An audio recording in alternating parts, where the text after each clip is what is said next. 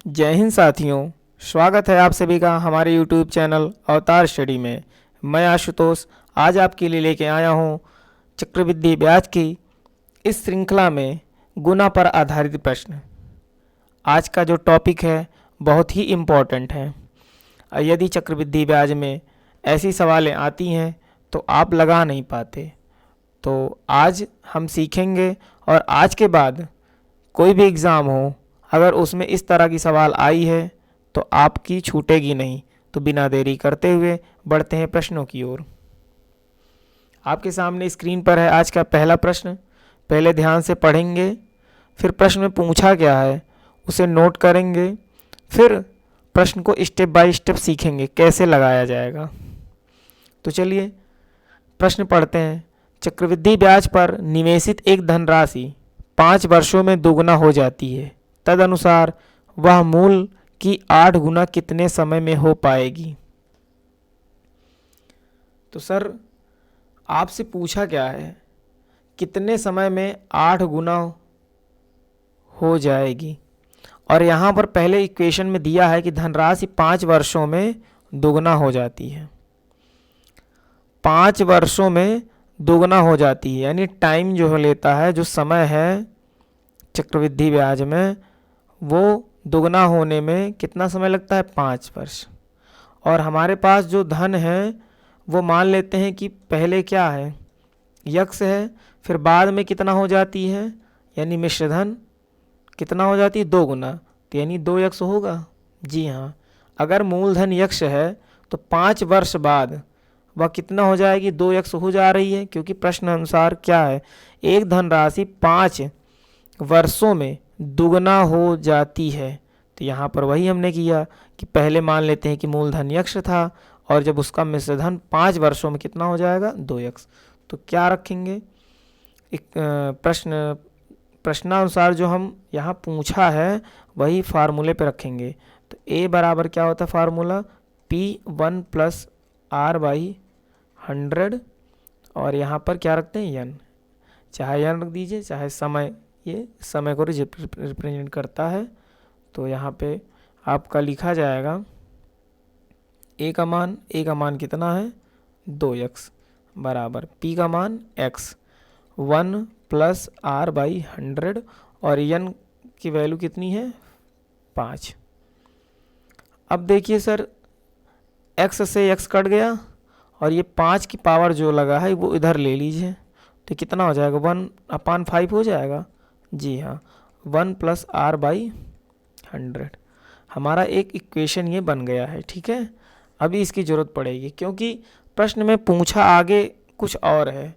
वह मूलधन, यहाँ पर धन बना सकते हैं, कि 8 गुना कितने वर्षों में होगी। अब देखिए सर, अगले स्टेप में क्या है कि यन की वैल्यू पूछ रहा है कितने वर्षों में वो 8 गुना होगी, यानी धन हमारा कितना है, x ही है, माने हैं। अब लेकिन हमको जो मिश्र धन चाहिए वो कितना चाहिए, 8 गुना, यानी 8 गुना। आपको यही निकालना है कितने वर्षों में, ये समय जो है आपका निकालना है। तो यन के आगे हम क्वेश्चन मार्क लगा लेते हैं। तो चलिए फिर से यही फार्मूला लिखते हैं। पहली सवाल है, बहुत ही ध्यान समझेंगे और बहुत ही विस्तृत रूप से इसे पढ़ेंगे और लगाएंगे। P1 + R/100 पावर n हो जाएगा। a की जगह आप क्या रखेंगे, 8x, p की जगह क्या रखेंगे, x, 1 + R/100। आपको n निकालना है तो n ही लिख दिया जाएगा। फिर आप देखेंगे कि x से x कट रहा है और 8 बराबर 1 + R/100 की जगह यहाँ पे क्या रख सकते हैं, देखिए ये लिखा जा सकता है 2 की पावर 1/5। जी हाँ, लिखा जा सकता है। तो 2 की पावर 1/5 आप लिख लीजिए, और पावर कितना हो जाएगा, n। आपका पावर कितना हो जाएगा, n। नहीं समझ में आया तो फिर से देखिए,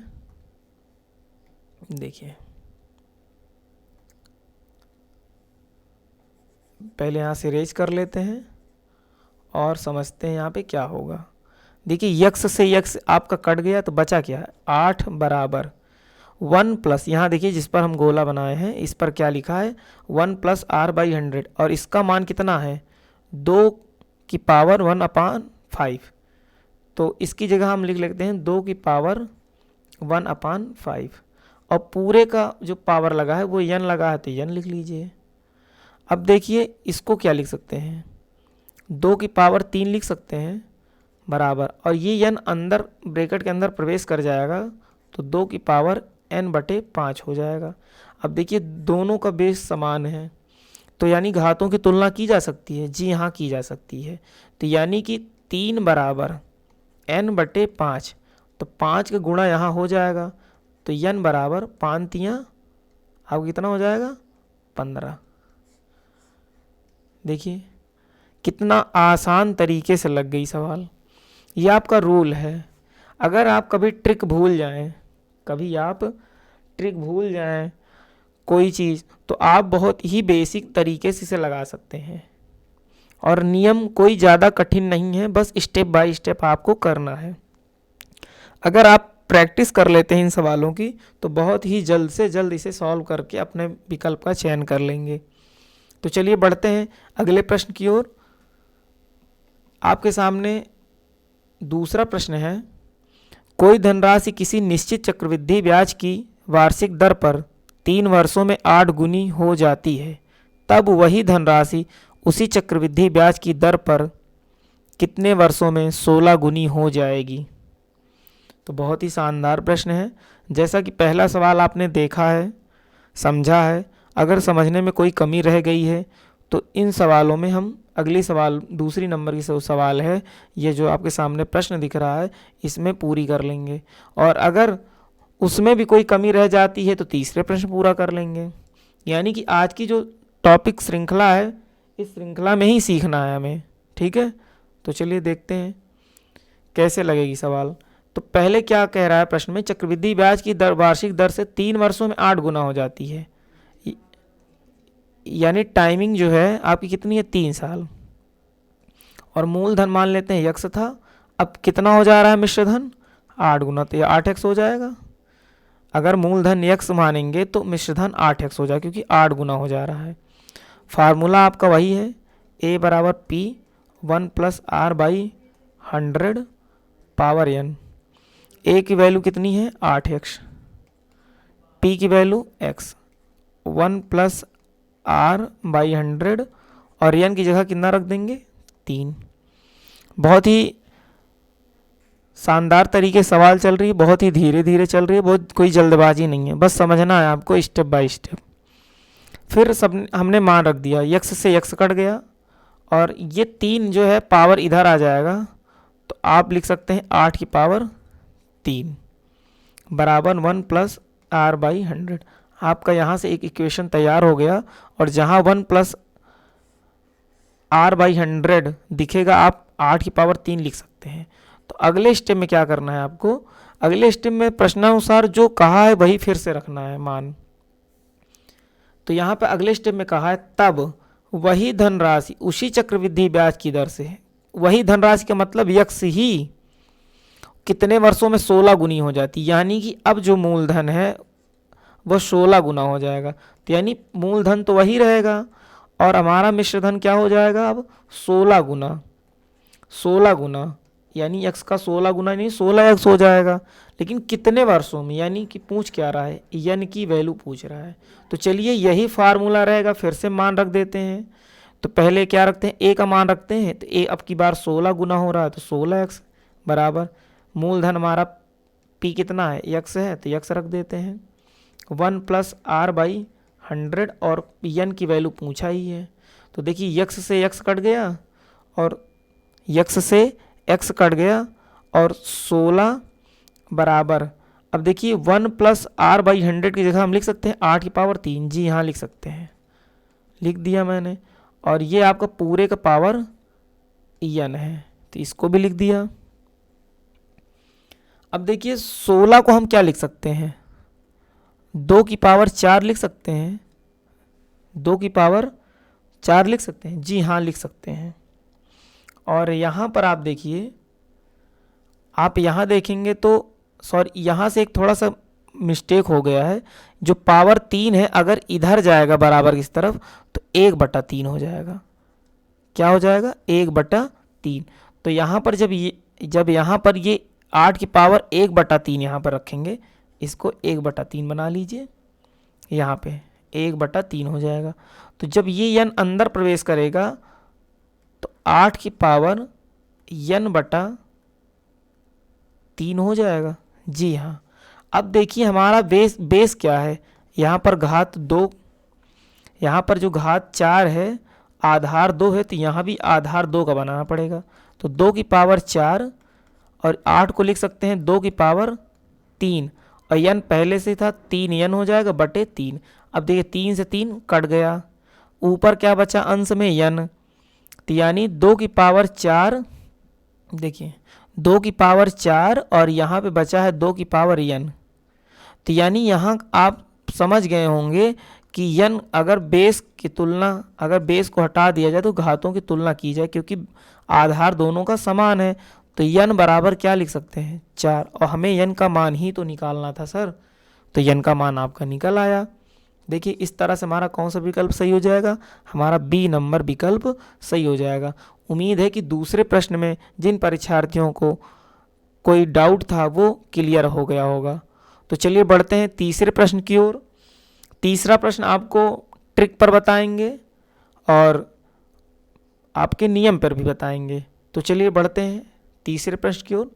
तीसरा प्रश्न आपके सामने स्क्रीन पर है और पहले इसे ध्यान से पढ़ेंगे।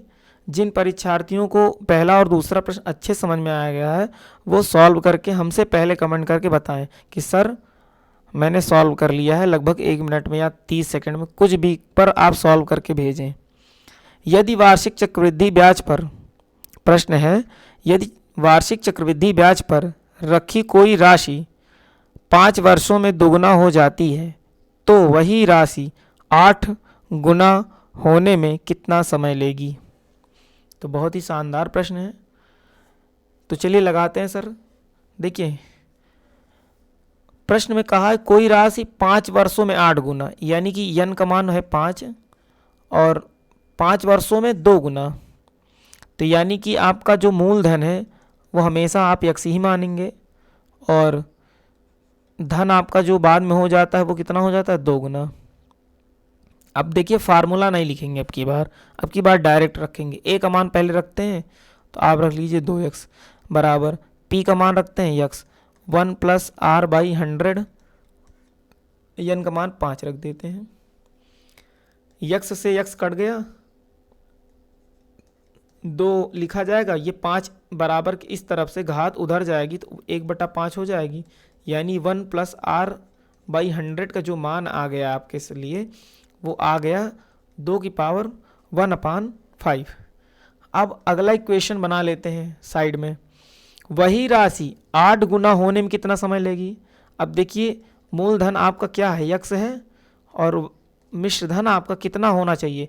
8 गुना बनाना है, तो 8 गुना कर लीजिए। समय कितना लगेगा सर? तो यानी समय का मतलब n की वैल्यू पूछ रहा है, यही हमारा प्रश्न है। तो यहाँ पर हम फिर से डायरेक्ट यही फार्मूले में रखेंगे, जैसे कि ये वाला मान आपने रखा है मिश्रधन वाला फार्मूला, उसी पे यहीं भी रख देंगे। तो चलिए रख देते हैं। तो आपका 8x लिखा जाएगा, फिर x लिखा जाएगा, फिर 1 + r/100 और n पूछा तो n यहीं पर रख देते हैं। x से x कट गया, 8 बराबर 1 + r/100 की जगह क्या लिख सकते हैं? 2 की पावर 1/5 लिख सकते हैं। जी हाँ लिख सकते हैं। और आपका पूरे का पावर क्या है? आपका फार्मूले वाला n, तो n रख दिया। 8 को लिख सकते हैं 2 की पावर 3, और यहाँ पर है 2 की पावर, देखिए n अंदर ब्रैकेट खोलेगा तो n का गुणा 1 में होगा, तो n और बटे 5। देखिए बेस दोनों का समान हो गया, तो आप घातों की तुलना कर सकते हैं। तो n बटे 5 बराबर 3, तो n बराबर 5 × 3 = 15, और कितने, यानी 15 आएगा।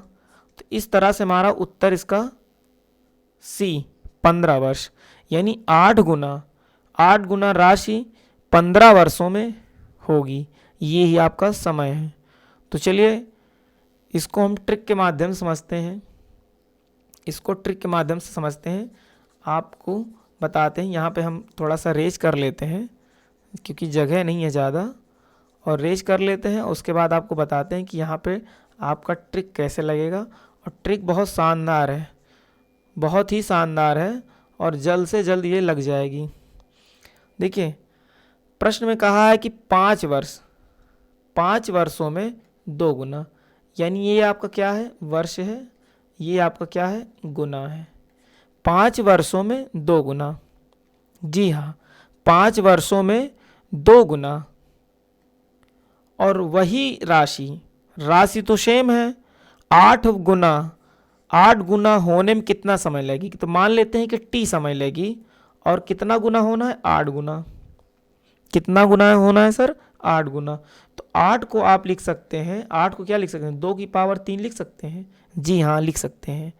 देखिए जब 5 वर्षों में 2 गुना हो रहा है, गुना कितना है, 2, तो यहाँ पर कितनी बार गुना करना है, 3 बार करना है।